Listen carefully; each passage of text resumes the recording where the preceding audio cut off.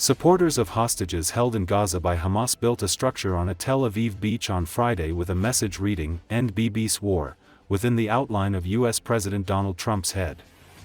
According to Associated Press, Israeli Prime Minister Benjamin Netanyahu is known by his nickname Bibi.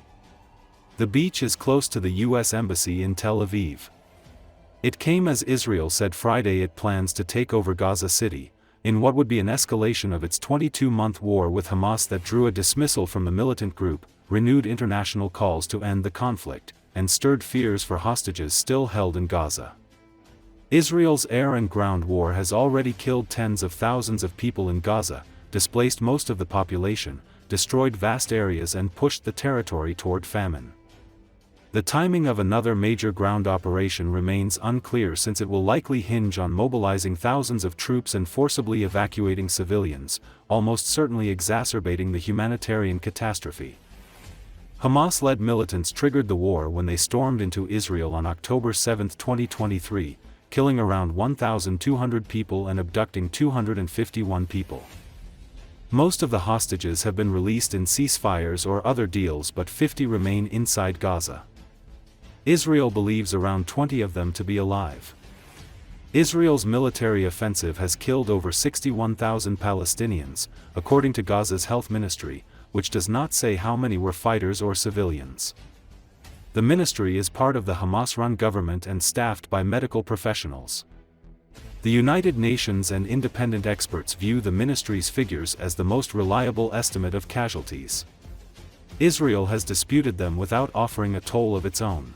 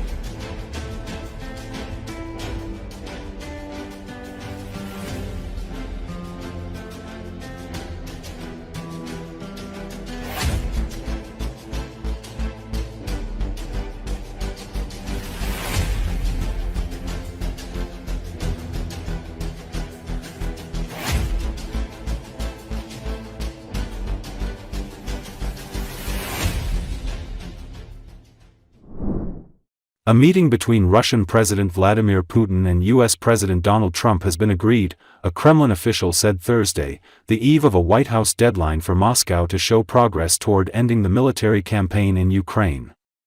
According to Associated Press, Putin's foreign affairs advisor Yuri Ushakov said a summit could possibly take place next week at a venue that has been decided, in principle. "We propose, first of all, to focus on preparing a bilateral meeting with Trump, and we consider it most important that this meeting be successful and productive," Ushakov said, adding that U.S. Special Envoy Steve Witkoff's suggestion of a meeting including Ukraine's leader was not specifically discussed. It was not clear how the announcement of the meeting would affect Trump's Friday deadline for Russia to stop the killing or face heavy economic sanctions. The meeting would be the first U.S.-Russia summit since 2021, when former President Joe Biden met Putin in Geneva. It would be a significant milestone toward Trump's effort to end the violence, although there's no guarantee it would stop the fighting, since Moscow and Kiev remain far apart on their conditions for peace. Next week is the target date for a summit, Ushakov said, while noting that such events take time to organize and no date is confirmed.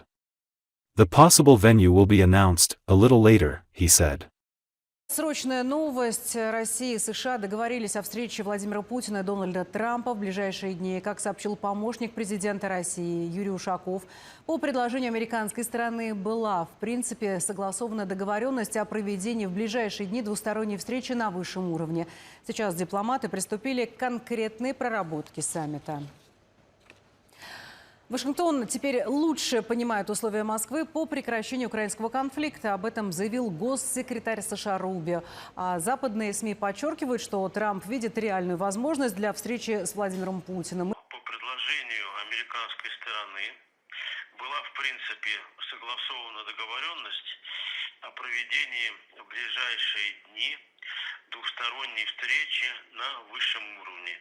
То есть встречи президентов Владимира Путина и Дональда Трампа. Сейчас вместе с американскими коллегами мы приступаем к конкретной проработке параметров этой встречи и места ее проведения. Кстати, замечу, что место проведения было тоже, в принципе, согласовано, и мы информируем об этом несколько позже. Что касается варианта трехсторонней встречи, о которой вчера почему-то заговорили в Вашингтоне, то этот вариант был просто упомянут американским представителям в ходе встречи в Кремле. Но этот вариант конкретно не обсуждался. Российская сторона этот вариант оставила совсем полностью без комментариев. Мы предлагаем прежде всего сконцентрировать внимание на подготовке двусторонней встречи с Трампом и считаем главным, чтобы эта встреча была успешной и результативной.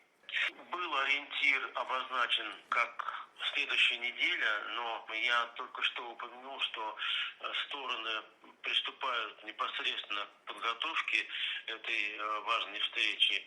И сколько подготовка займет дней, пока сказать трудно. Но еще раз повторю, вариант проведения встречи в течение следующей недели рассматривался, и мы к этому варианту относимся вполне положительно.